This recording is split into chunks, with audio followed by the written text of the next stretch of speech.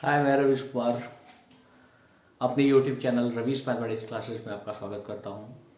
हमने work and time का series start किया है जिसमें मैंने फर्स्ट पार्ट ले रखा है। अगर आप ये वीडियो पहली बार देख रहे हैं तो इससे पहले आपको वर्क एंड टाइम का फर्स्ट पार्ट मैं देखने के लिए जरूर बोलूँगा। अब मैं सेकेंड पार्ट की ओर चलता हूँ। हम लोगों ने ये पढ़ा है कि अगर ए किसी वर्क का टोटल टाइम टेकन कुल लिया गया समय अगर x है तो इसके द्वारा 1 डेज या 1 यूनिट वर्क अगर मैं कहूं तो क्या होगा, 1/x होगा। वैसे ही अगर मैं बात करता हूं कि b किसी काम के करने का टोटल टाइम टेकन अगर y है तो 1 डेज वर्क 1/y होगा।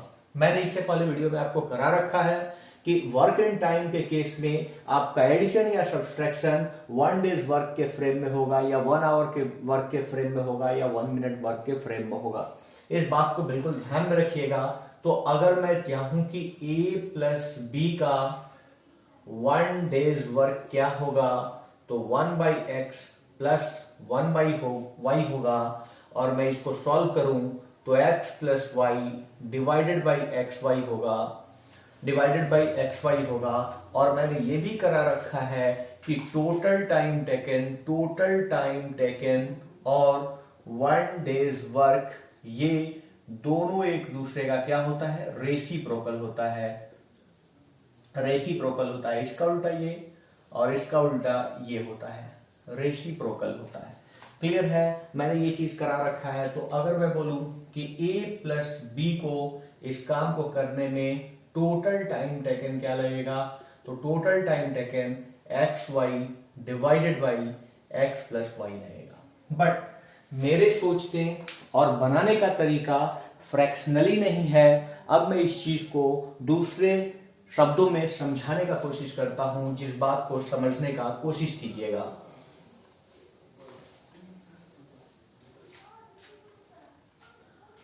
अब अगर मैं बात करता हूं कि A किसी काम को सपोज 10 डेज में करता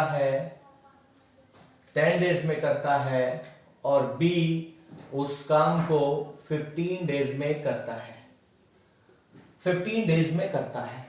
हमारे पास एक पर्टिकुलर वर्क है, जिस पर्टिकुलर वर्क को A 10 दिनों में करता है जबकि B 15 दिनों में करता है उसी काम को, लेकिन उस काम का कोई यूनिट नहीं पता है। वो कोई भी काम हो सकता है, एक घर बनाना या एक चेयर तैयार करना या कुछ भी XYZ। मतलब वर्क का मेरे पास प्रॉपर यूनिट नहीं है कि आखिर वर्क है क्या। तो इस वर्क के यूनिट को मैं जनरेट करने का कोशिश करूंगा, और मैं अब जो सिखा रहा हूं उस बात को खूब अच्छे तरीके से समझने का कोशिश कीजिएगा। अब मैं इस दोनों के टोटल टाइम टेकन का, आप ये समझ रहे हैं, ये टोटल टाइम टेकन है, ए के द्वारा कुल लिया गया समय है, और ये टोटल टाइम टेकन है, बी के द्वारा कुल लिया गया समय है। इस दोनों का मैं एलसीएम ले लूंगा, और जो एलसीएम 30 यूनिट निकल के आएगा। मतलब अब मैं बोलूंगा जो वर्क है वो कुल मिला के 30 यूनिट का है। क्या ये बात समझ पा रहे हो? जहां पे भी आप हो, कॉपी कलम लेके ही आप पढ़ा कीजिए, ये जरूर मैं बोलूंगा आपको। तो अगर मैं बोलूं कि A किसी काम को 10 डेज में करता है और B किसी काम को 15 डेज में करता है, तो मैं वर्क के यूनिट को क्रिएट करूंगा, और वर्क का यूनिट क्या होगा, इन दोनों का टोटल टाइम टेकन का एलसीएम। और मेरे को बताओ क्या इन दोनों के टोटल टाइम टेकन 10 और 15 डेज का एलसीएम क्या 30 आएगा क्या? कोई दिक्कत नहीं है। अब मैं बोलूंगा कि जो वर्क है वो 30 यूनिट का है, या 30 पार्ट को मैंने टोटल वर्क को 30 पार्ट में मैंने बांट दिया है। जब वो 30 पार्ट कंप्लीट हो जाएगा या 30 यूनिट कंप्लीट हो जाएगा तो वर्क पूरा का पूरा खत्म हो जाएगा। अब मेरे को बताओ कि यही 30 यूनिट वर्क A अगर अकेला करता तो क्या 10 दिन में करता क्या? और क्या यही 30 यूनिट वर्क अगर B अकेला करता तो मेरे को बताओ क्या ये 15 डेज में करता क्या? अगर मेरे को अब बताओ, मैंने वर्क का यूनिट जनरेट किया, टोटल टाइम टेकन के एलसीएम से जो 30 यूनिट आया, अब मेरे को बताओ ए अगर इसको 10 डेज में कंप्लीट करता है तो वो टोटल कितना पार्ट कर सकता है? अकेला 10 दिन में 10 पार्ट कर सकता है। तो मेरे को बताओ 1 डेज में ये क्या करेगा? 1 डेज जो इसका वर्क होगा वो मेरे को बताओ, 10 दिन में पूरा का पूरा ये 30 कंप्लीट कर सकता है, तो एक दिन में मैं 30 को 10 से डिवाइड करूं तो मेरे को पता चलेगा क्या? 3 यूनिट। मतलब ए अकेला एक दिन में 3 यूनिट वर्क कर सकता है क्या? ए अकेला एक दिन में 3 यूनिट वर्क कर सकता है। वैसे ही मेरे को बताओ 1 डेज वर्क, मेरे को बताओ 15 डेज में ये खत्म करता है कितना यूनिट वर्क? 30 unit work. तो मेरे को बताओ बी अकेला क्या एक दिन में 2 यूनिट वर्क करेगा क्या? 2 यूनिट वर्क करेगा क्या? क्या ये समझ पा रहे हो? मैंने टोटल वर्क कैसे लिया? टोटल वर्क को आज के बाद में जो भी वर्कर्स होंगे उनके टाइम टेकन के एलसीएम से रिप्रेजेंट करूंगा। एलसीएम लिया 30 यूनिट, मैंने मान लिया कि टोटल कंप्लीट वर्क जो है वो 30 यूनिट का है। अब ये 30 यूनिट अकेला अगर ये करता तो 10 दिन में करता, इसीलिए वो एक दिन में 3 यूनिट करेगा। अगर ये 15 डेज में करता है तो एक दिन में वो 2 यूनिट करेगा। कोई दिक्कत? अब मेरे को बताओ, अगर ए और बी को मैं एक साथ काम पे रख लूं तो ये अपना 3 यूनिट करके देगा और ये अपना कितना यूनिट करके देगा? ये अपना 3 यूनिट करके देगा प्लस ये अपना 2 यूनिट करके देगा। मतलब अगर ये दोनों मिल जाते हैं तो 5 यूनिट पर डे के रेस्पेक्ट में काम होना शुरू हो जाएगा। क्या पर डे ये दोनों मिलके क्या 5 यूनिट करेंगे क्या? हाँ 5 यूनिट करेंगे। तो मेरे को बताओ अब इनके द्वारा जो टोटल टाइम टेकन होगा वो पूरे काम को खत्म करने में कितना लगेगा? 30 यूनिट का काम है, 30 यूनिट का काम है और इसको 5 यूनिट पर डे के रेस्पेक्ट में किया जा रहा है। तो मेरे को बताओ क्या 6 दिन लगेगा क्या? क्या कोई दिक्कत है? 6 दिन लगेगा क्या? कहीं कोई प्रॉब्लम है? कोई प्रॉब्लम नहीं। चलिए एक और एग्जांपल मैं करके दिखाता हूं आपको, इस चीज को एक बार और समझाने की मैं कोशिश करता हूं।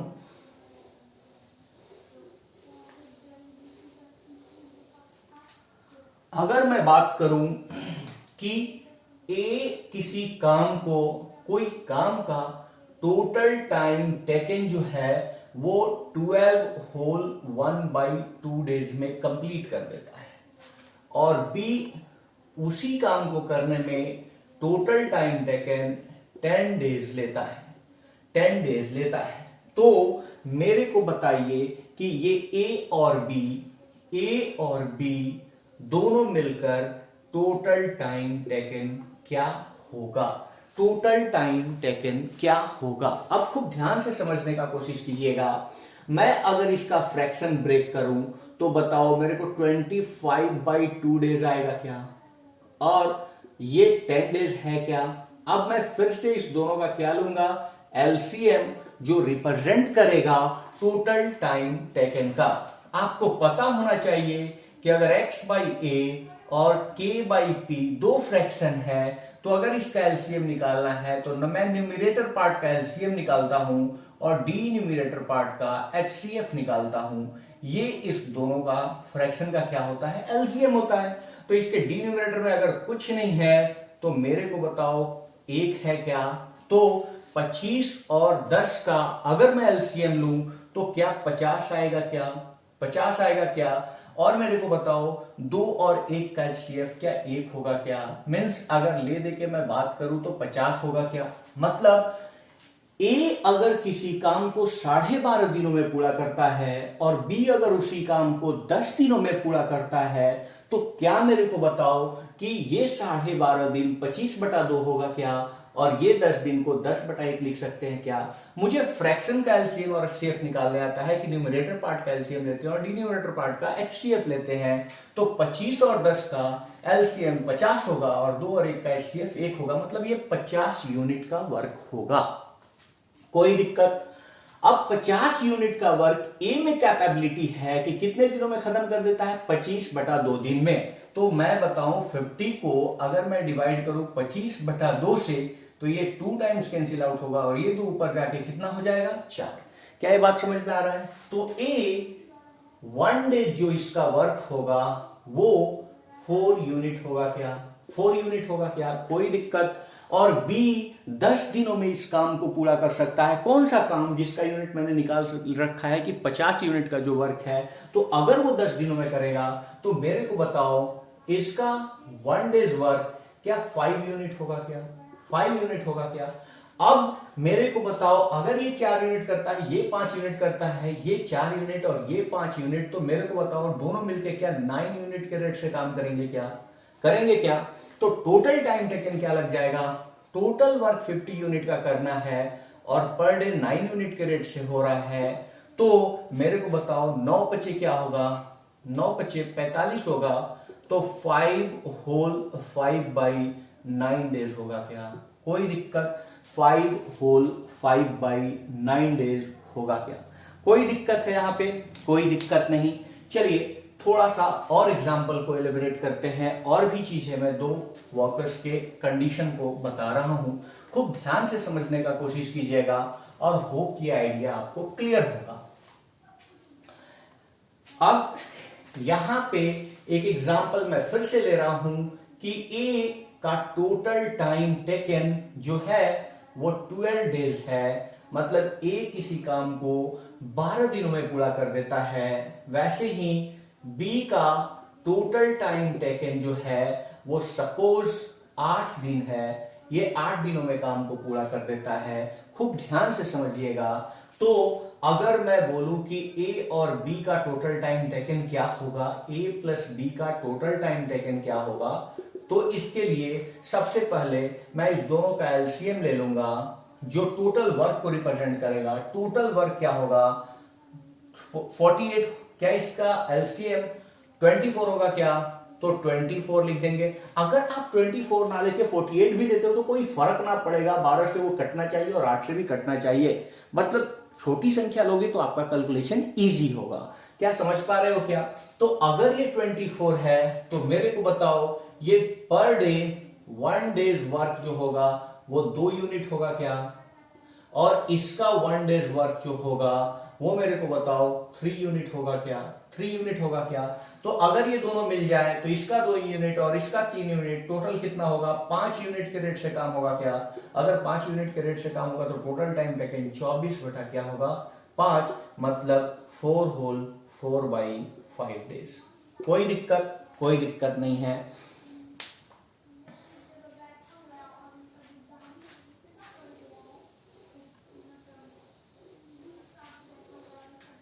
अब मैं एक ही क्वेश्चन को 2 तरीके से 2 बार मैं समझाने का कोशिश करता हूं जिससे आपका कंसेप्ट और भी क्लियर होगा। अगर मैं बोलूं कि ए किसी काम को 20 डेज में पूरा कर देता है और बी उस काम को 30 डेज में पूरा कर देता है, ये टोटल टाइम टेकन है। अब इतना लिखने का जरूरत नहीं है, आप समझ पा रहे हो। तो मैं लिख रहा हूं यहां पे total time taken. Total time taken clear है? तो इसका एलसीएम मेरे को बताओ। अगर मैं 20 और 30 का एलसीएम लेता हूं तो क्या 60 होगा क्या? कोई दिक्कत? मतलब 60 यूनिट का आपका वर्क हो गया। तो 60 यूनिट का वर्क हो गया तो ये कितना करेगा? 3 यूनिट करेगा क्या? और ये कितना करेगा? 2 यूनिट करेगा क्या? तो ए प्लस बी के द्वारा टोटल टाइम टेकन मेरे को बताओ 60 बटा 5 होगा क्या? और ये 12 डेज आएगा क्या? क्लियर है? अब खूब ध्यान से इस लॉजिक को समझने का कोशिश कीजिएगा ताकि आपके ये चीज अब क्लियर हो जाए। अब मेरा क्वेश्चन जो है अब वैसे नहीं है कि ए और बी का अलग अलग दे रखा है। इस बार क्वेश्चन मेरा है कि ए प्लस बी मिलकर किसी काम को 12 दिनों में कर देते हैं। इनके द्वारा टोटल टाइम टेकन लगा है। ए प्लस बी, ए और बी दोनों एक साथ मिलकर किसी काम को 12 दिनों में पूरा कर देते हैं। और यहां पे मैं दे दूं कि बी अकेला उस काम को 30 दिनों में पूरा कर देता है। तो आप बताओ कि ए उसी काम को करने में टोटल टाइम टेकन क्या लेगा? क्या ये बात अब समझ में आ रहा है? जस्ट मैं इसी का उल्टा चीज बताने जा रहा हूं। इस बारी a प्लस बी का वैल्यू नहीं निकालना है, ये वैल्यू ऑलरेडी दिया हुआ है कि a और b, यहां पे अगर मैं देखूं तो a और b 12 दिन में काम करता था, तो a अकेला कितना दिन में करता था? 20 दिन में, और b अकेला 30 दिन में। इस बारी क्या दिया है? b अकेला 30 दिन में करता है और a और b 12 दिन में करते हैं। तो क्या मेरे को बताओ a का आंसर 20 डेज आना चाहिए क्या? हाँ बिल्कुल आना चाहिए। अब मेरे को बताओ इस दोनों का एलसीएम अगर मैं लूं तो क्या 60 आएगा क्या? 60 आएगा क्या? अगर 60 आएगा तो मेरे को बताओ इस दोनों का मिलके क्या 5 यूनिट वर्क होगा क्या? ए और बी मिलके 5 यूनिट करेगा, और ये बताओ क्या 2 यूनिट करेगा क्या? अगर मेरे को बताओ ए प्लस बी का वैल्यू 5 यूनिट है और बी का अकेला अगर 2 यूनिट है, तो क्या यहां से आप b का वैल्यू 2 पुट करोगे तो a का वैल्यू 3 निकल के नहीं आएगा? मतलब यहां से a क्या आएगा? 3 यूनिट पर डे आएगा। आएगा या नहीं? समझ में आ रहा है क्या? इस बारी ये 5 यूनिट a और a प्लस b दोनों का वैल्यू है। a प्लस b का वैल्यू अगर 5 यूनिट है, b का वैल्यू अगर 2 यूनिट है, तो मेरे को बताओ क्या a का वैल्यू 3 यूनिट नहीं आएगा क्या? बिल्कुल आएगा। तो अगर a का वैल्यू 3 यूनिट आएगा तो a के द्वारा टोटल टाइम टेकन जो होगा वो क्या हो जाएगा? 60 डिवाइडेड बाई 3, और ये हो जाएगा 20 डेज। कोई दिक्कत नहीं है, क्लियर है, कोई बात नहीं। अब मैं आपको इसके और आगे लेके चलता हूं, खूब ध्यान से समझने का कोशिश कीजिएगा, खूब ध्यान से समझने का कोशिश कीजिएगा। किसी काम को करने में टोटल टाइम टेकन सपोज 12 दिन लेता है, और बी उसी काम को करने में 15 दिन लेता है। 15 दिन लेता है, टोटल टाइम टेकन 15 दिन है। अब आपसे बोला जाए कि ए काम शुरू करता है तथा 5 दिन तक काम करता है, उसके बाद इसका साथ देने बी भी आ जाता है, तो काम कितने समय में पूरा होगा? खूब ध्यान से समझिएगा। मैंने क्या बोला कि ए को total time taken 12 days, B को total time taken 5 days. A अकेला काम ए शुरू करता है और 5 दिन करने के बाद बी आ जाता है। उससे पहले मैं वर्क की यूनिट को डिफाइन करूं तो क्या मेरे को बताओ 60 यूनिट होगा क्या? अगर 60 यूनिट होगा तो मेरे को ये बताओ ये 5 यूनिट वर्क करेगा, और ये बताओ 4 यूनिट वर्क करेगा क्या? 4 यूनिट वर्क करेगा क्या? 15 चौका 60। अगर ये 15 दिन में 60 यूनिट करता है तो 4 यूनिट एक दिन में करेगा, और ये 12 दिन में 60 करता है तो 5 यूनिट एक दिन में करेगा। कोई दिक्कत? अब मैंने क्या बोला कि फर्स्ट 5 डेज कौन अकेला काम करता है? ए अकेला काम करता है। उसके बाद आफ्टर दैट कौन आ जाते हैं? इसके बाद जो आ जाता है वो कौन आ जाता है? ए प्लस बी। और ये कितना दिन करते हैं मुझे नहीं पता, लेकिन काम पूरा हो जाता है, 60 यूनिट हो जाता है। कोई दिक्कत? फर्स्ट के 5 डेज ए अकेला अगर किया होगा तो मेरे को ये बात बताओ कि ए अकेला कितना यूनिट करता है? 5 यूनिट करता है क्या? तो अगर 5 यूनिट ये करता है और 5 दिन तक वर्क किया तो टोटल 25 यूनिट वर्क खत्म हो गया क्या? टोटल 25 यूनिट वर्क खत्म हो गया क्या? ये बताओ मेरे को, क्या समझ में आया क्या? फर्स्ट 5 डेज तो केवल अकेला ये ने काम किया था। अगर फर्स्ट 5 डेज अकेला ये करेगा तो 5 यूनिट के रेट से करेगा, और 5 दिन तक उसने वर्क किया था तो 25 यूनिट तो वर्क हो जाएगा। अब मैं rest part of the work की बात करूं, रेस्ट पार्ट ऑफ वर्क, तो मेरे को बताओ अगर 25 यूनिट वर्क खत्म हो गया तो क्या 35 यूनिट बचा था क्या? 35 यूनिट बचा था क्या? अगर 25 यूनिट वर्क हो गया तो 35 यूनिट बचा था क्या? और इस 35 यूनिट को करने के लिए ए और बी हैं साथ में, तो ए करेगा 5 और बी करेगा 4, तो क्या 9 यूनिट के रेट से काम होगा क्या? 9 यूनिट के रेट से काम होगा। तो मेरे को बताओ अब इनके द्वारा कितना टाइम लिया जाएगा? 35/9, 35/9। कोई दिक्कत? 9 त्रिका क्या हो जाएगा? 27, और 8 बाई क्या हो जाएगा 9 डेज हो जाएगा। 8 बाई क्या हो जाएगा 9 डेज। मतलब यहां पे अब कितना दिन लग रहा है 3 होल 8 बाई 9 डेज लग रहा है क्या। तो मेरे को बताओ टोटल टाइम क्या लगा होगा। पहले तो 5 दिन ए वर्क किया था, अब ये टोटल टाइम टेकन जो हो जाएगा वो 8 होल 8 बाई 9 डेज हो जाएगा। कोई दिक्कत। 8 होल 8 बाई 9 डेज हो जाएगा। कोई दिक्कत। एक बार फिर से समझने का कोशिश कीजिएगा। क्वेश्चन ये था कि ए का टोटल टाइम टेकन 12 डेज है, बी का टोटल टाइम टेकन 15 डेज है। तो यदि अगर काम ए शुरू करे और 5 दिन तक करे, उसके बाद इसका साथ देने बी आ जाए, तो काम कितने समय में पूरा होगा।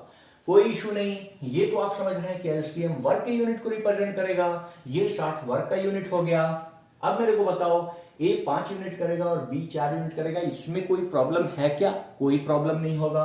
अब मैं ये कहना चाहता हूं कि अगर काम ए ने शुरू किया था और प्रथम 5 दिन ए ने किया था, तो क्या 25 यूनिट वर्क हो गया होगा क्या। जब तक कि बी आता, जब तक कि बी इस काम को ज्वाइन करने के लिए आता, मेरे को बताओ 25 यूनिट वर्क हो गया है क्या। और टोटल वर्क ऑलरेडी आप जानते हो कि क्या 60 यूनिट है क्या। अगर टोटल वर्क 60 यूनिट है तो 60 यूनिट में से अगर 25 यूनिट खर्च हो गया, काम हो गया, तो बचा कितना 35 यूनिट। इस 35 यूनिट को करने के लिए अब बी भी साथ देगा ए का, तो कितना के रेट से होगा 9 के रेट से होगा। और 9 के रेट से 35 यूनिट वर्क को करने में 3 होल 8 बाई 9 डेज आएगा। मतलब बी के आने के बाद 3 होल 8 बाई 9 डेज और लगेगा। पहले 5 दिन लग गया था, कुल मिला के हो गया 8 होल 8 बाई 9 डेज। कोई दिक्कत। कोई दिक्कत। इसमें थोड़ा और आगे की क्वेश्चन मैं कराने का कोशिश करता हूं, खूब ध्यान से समझिएगा।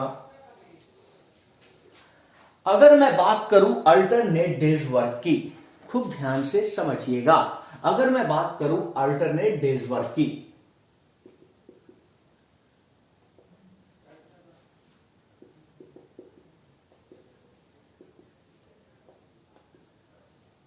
अल्टरनेट डेज की बात कर रहा हूं, मतलब जिस दिन एक बंदा काम पे आएगा उस दिन दूसरा बंदा छुट्टी पे होगा, जिस दिन दूसरा बंदा काम पे आएगा पहला बंदा छुट्टी पे होगा। अगर मैं बात करूं पहला केस कि अल्टरनेट डेज की बात हो रही है और मैं बोलूं कि ए स्टार्टेड द वर्क, अगर ए काम शुरू करता है, अल्टरनेट डेज की बात हो रही है, अल्टरनेट डेज काम हो रहा है, मतलब एक दिन ए आ रहा है तो बी छुट्टी पे है, और जिस दिन बी आ रहा है उस दिन ए छुट्टी पे है। अल्टरनेट डेज की अगर बात हो रही है तो खूब ध्यान से समझना। अगर मैं बोलूं ए स्टार्टेड द वर्क, इसका मतलब होता है कि फर्स्ट डेज ए केवल काम करेगा, सेकेंड डेज केवल बी काम करेगा, थर्ड डेज केवल ए काम करेगा, फोर्थ डेज केवल बी काम करेगा, फिफ्थ डेज केवल ए काम करेगा, एंड सो ऑन होते चला जाएगा जब तक कि काम पूरा ना हो जाए, जब तक कि काम पूरा ना हो जाए। तो आप मेरे को बताओ, यहां तक तो कोई प्रॉब्लम नहीं होगा कि अगर ए के द्वारा कुल लिया गया समय 12 दिन है और बी के द्वारा लिया गया कुल समय 15 दिन है, तो वर्क 60 यूनिट का होगा। इसमें तो कोई दिक्कत नहीं है। ए 5 यूनिट वर्क करेगा, क्योंकि ये 60 यूनिट को 12 दिन में कर सकता है, तो ए एक दिन में 5 यूनिट करेगा। अगर ये 15 दिन में करता है तो एक दिन में 4 यूनिट करेगा। कोई दिक्कत नहीं है। ए स्टार्टेड द वर्क, मतलब पहला दिन ए काम करेगा, दूसरा दिन बी, तीसरा दिन ए, चौथा दिन बी, मतलब जो काम शुरू करेगा हर एक ऑड डेज पे वही करेगा।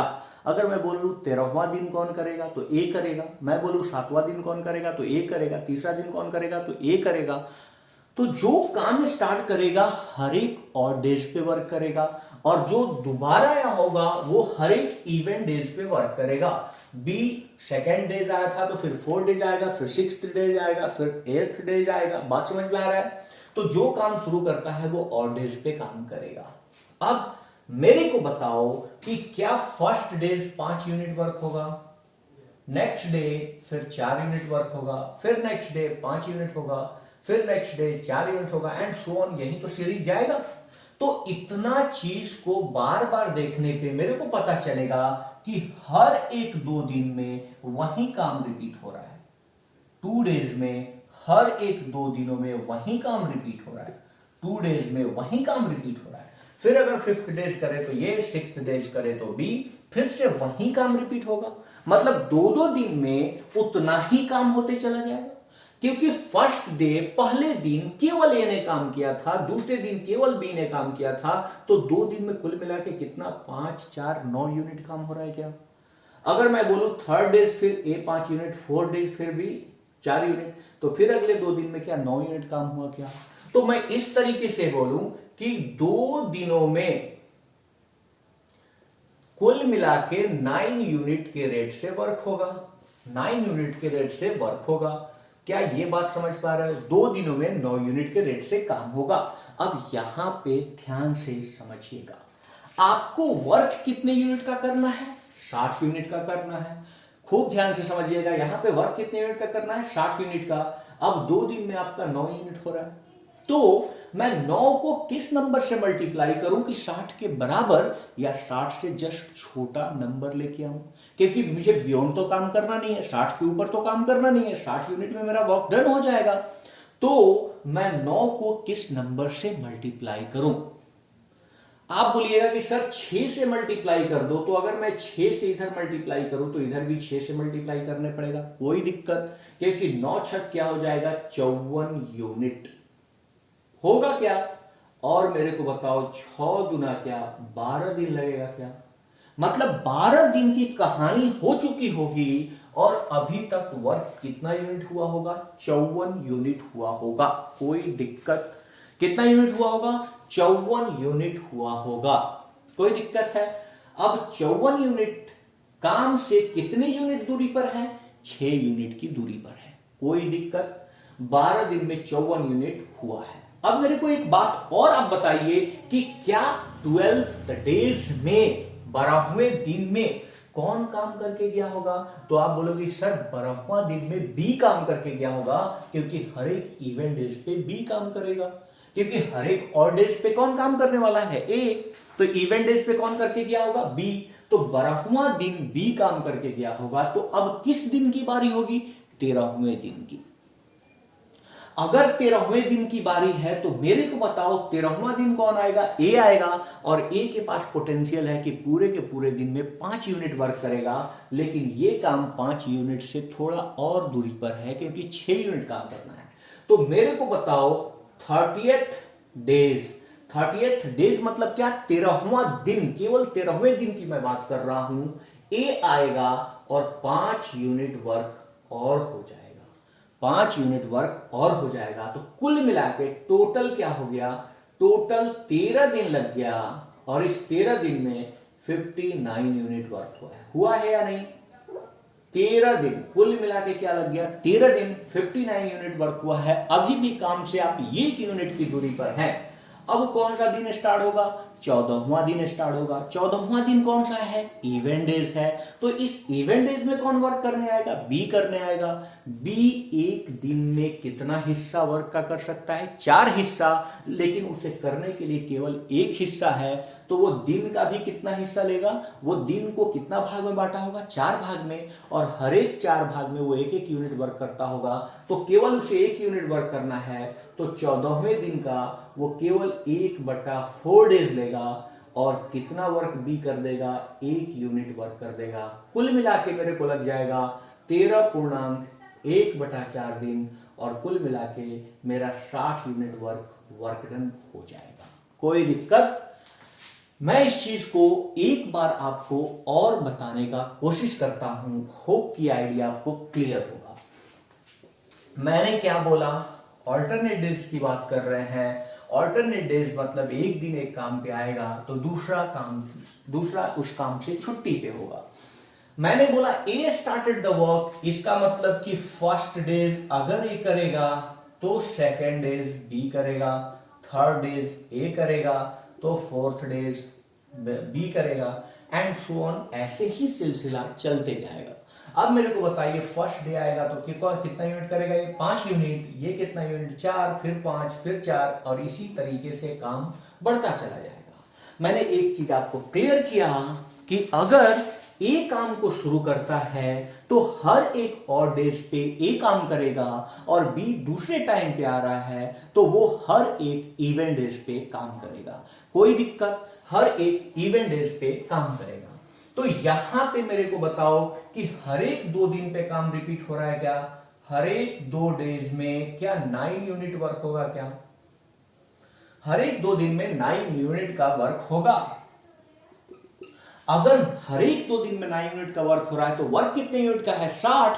तो अब आप ये सोचो कि 9 को किस नंबर से मल्टीप्लाई किया जाए कि 60 के इक्वल या उससे छोटा आ जाए। तो आप बोलोगे कि सर 6 टाइम कर दो, तो 6 टाइम मैंने कर दिया। अब मेरे को बताओ 6 गुना क्या? 12 दिन, और 9 छक क्या? 54 यूनिट वर्क हुआ है क्या? कोई दिक्कत, मतलब 12 दिन बीत चुके हैं और 54 यूनिट वर्क हुआ है। कोई दिक्कत। 12वां दिन कौन काम करके गया होगा? 12th डेट पे कौन काम करके गया होगा? चूंकि ये इवन डेज है तो बी काम करके गया होगा और 4 यूनिट हुआ होगा।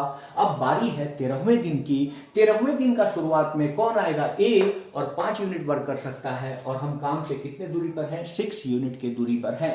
तो 13वां दिन 30th डेज, मतलब मैं 13वें दिन की बात कर रहा हूं, कितना यूनिट वर्क होगा? 5 यूनिट। 5 यूनिट वर्क होगा। अब मेरे को बताओ टोटल टाइम कितना लग गया? टोटल 13 दिन के समाप्ति पर मैं अभी भी 59 यूनिट वर्क पे हूं। अब मेरे को 1 यूनिट और वर्क करना है। कौन सा दिन स्टार्ट होगा? 14वां दिन स्टार्ट होगा। 14वें दिन कौन आएगा? बी एक दिन में 4 यूनिट कर सकता है, लेकिन उसे करना कितना है? 1 यूनिट। तो दिन का भी 1/4 हिस्सा लेगा और 1 यूनिट वर्क कर देगा। कुल मिला के 13 होल 1/4 डेज लगेगा, और कुल मिला के आपका वर्क 60 यूनिट फिनिश हो जाएगा। कोई दिक्कत? अब यहां पे थोड़ा सा स्लाइड चेंज होगा। अगर मैं ये बोलूं कि काम बी शुरू करता है, अगर बी स्टार्टेड द वर्क होगा तो कहानी में कहां ट्विस्ट आएगा उसके बारे में मैं बात करता हूं। अब मैं बोलता हूं कि ए नहीं, अगर बी स्टार्ट किया होता तो क्या होता? खूब ध्यान से समझिएगा। अगर मैं बोलता कि अगर बी स्टार्ट करता तो क्या होता? अगर बी स्टार्ट करता वर्क को, तो खूब ध्यान से समझिए। अब पहले दिन कौन काम करेगा? बी। उस समय ए छुट्टी पर होगा। अगली बार ए करेगा, फिर बी करेगा, फिर ए करेगा, एंड सो ऑन होते चला जाएगा। मतलब इस बारी काम को शुरू बी ने किया है तो हर एक इवेंट डेज पे कौन काम करेगा? बी काम करेगा, और हर एक और डेज पे ए काम करेगा। लेकिन अगर मैं बात करूं तो ये 4 यूनिट करेगा, ये 5 यूनिट, ये 4 यूनिट, ये 5 यूनिट, तो अभी भी वो काम बिल्कुल सेम है कि हर एक 2 दिन में 9 यूनिट वर्क होगा। 9 यूनिट वर्क होगा, इसमें कोई दिक्कत? अभी भी वही काम है, 2 दिन में अभी भी 9 यूनिट काम होगा। चेंजिंग कहां पे होगा उस बारे में बात करते हैं। अब 9 यूनिट के रेट से आपको 60 यूनिट करना है। किससे गुना कर दूं? 6 से, तो इधर भी 6 से गुना करूंगा। 12 डेज बीत चुका है और काम का 54 यूनिट काम हो चुका है। मतलब अभी भी मैं इस स्टेटस पे आ गया। मतलब चेंजिंग कहां से स्टार्ट होगा? यहां से चेंजिंग स्टार्ट होगा। अभी तक ए काम शुरू करे, बी काम शुरू करे, सॉल्यूशन अभी भी क्या है? सेम है। अब खूब ध्यान से समझिए। 12 दिनों के बाद कितना यूनिट काम हो चुका है? 54 यूनिट काम हो चुका है। इस बारी 12वां दिन कौन काम करके गया होगा, ये सोचने वाली बात है। इस दिन 12वां दिन इवेंट डेज है। 12th डेज क्या है? इवेंट डेज है, और इस बारी इवेंट डेज पे ए काम करके गया होगा, क्योंकि ए दूसरे दिन से काम शुरू कर रहा है। दूसरे दिन, चौथे दिन, क्योंकि इस बारी काम ए ने स्टार्ट नहीं किया था। किसने स्टार्ट किया था? बी। तो बी और डेज पे काम करेगा और ए इवेंट डेज पे काम करेगा। कोई दिक्कत? अगर ए इवेंट डेज पे काम करेगा तो मेरे को बताओ अब 30th डेज कौन आने वाला है? तो जो काम शुरू किया है वो आने वाला है। मतलब बी आएगा, और बी 4 यूनिट वर्क कर सकता है एक दिन में। अब मेरे को बताओ टोटल क्या? मेरे को बताओ 13 दिन हो गया क्या? और इस 13 दिन में काम क्या 58 यूनिट हुआ है क्या? अभी भी काम से हम कितने दूरी पर हैं? 2 यूनिट की दूरी पर है। अभी भी हम काम से कितने यूनिट की दूरी पर हैं? 2 यूनिट की दूरी पर हैं। तो मेरे को बताओ कि क्या अगर 2 यूनिट की दूरी पर हैं तो अब 14वें दिन इवेंट डेज कौन काम करने आएगा? ए करने आएगा क्या? और ए के लिए अभी भी काम का कितना हिस्सा बचा है? 2 हिस्सा बचा है। लेकिन वो ए एक दिन में कितना हिस्सा काम कर सकता है? 5 हिस्सा काम कर सकता है। मतलब उसने अपने दिन को 5 भागों में बांटा है और उसे केवल 2 यूनिट करना है। मतलब उस 5 हिस्से में से केवल वो 2 हिस्सा यूज करने वाला है। मतलब उसको 2/5 दिन का समय लगेगा और कितना यूनिट कर देगा? 2 यूनिट कर देगा। सॉरी, कितना यूनिट कर देगा? 2 यूनिट कर देगा। कुल मिला के 13.2/5 दिन लगेगा और काम 60 यूनिट हो जाएगा। कोई दिक्कत है क्या? फिर से एक बार मैं आपको समझाने की कोशिश करता हूं, खूब ध्यान से समझिएगा। क्वेश्चन ये है कि ए किसी काम को 12 दिनों में पूरा कर सकता है, जबकि बी उसी काम को 15 दिनों में पूरा कर सकता है। If they work for alternate days, अगर वो एक एक दिन काम छोड़कर करते हैं, and be started the job, और अगर बी काम शुरू करता है तो काम पूरा होने में कितना समय लगेगा? ये तो आप अब तक सीख चुके होंगे कि जो भी टोटल टाइम टेकन है उसका एलसीएम टोटल वर्क के यूनिट को रिप्रेजेंट करता है। तो यहां से ए का टोटल टाइम टेकन 12 दिन था, बी का टोटल टाइम टेकन 15, तो एलसीएम क्या आ जाएगा? 60, मतलब 60 यूनिट का वर्क था। तो ए एक दिन में कितना करेगा? 5 यूनिट। बी एक दिन में कितना करेगा? 4 यूनिट। क्लियर है? कोई दिक्कत? तो बी स्टार्टेड द वर्क, मतलब फर्स्ट डे बी करेगा, सेकंड डे ए करेगा, थर्ड डे बी करेगा, फोर्थ डे ए करेगा। मतलब हर एक इवन डेज पे ए करेगा और ऑड डेज पे बी करेगा, क्योंकि बी ने काम शुरू किया है। तो हर एक विषम दिन पे बी काम करेगा और हर एक सम डेज पे कौन काम करेगा? ए। अब मैं बोलता हूं कि 2 दिन पे बार बार काम रिपीट हो रहा है, 2 दिन में 9 यूनिट हो रहा है। तो 2 दिन में 9 यूनिट हो रहा है, तो अब ये सोचो कि 9 को किस नंबर से मल्टीप्लाई कर दे कि 60 के इक्वल या उससे छोटा आ जाए। तो 6 टाइम्स 9 × 54, तो 6 इधर भी गुना होगा, मतलब 12 दिन में 54 यूनिट काम हो चुका है। 54 यूनिट काम हो चुका है। अब 12वां दिन मेरे को बताओ कौन करके गया होगा? ए करके गया होगा, क्योंकि हर एक इवेंट डेज पे ए काम कर रहा है।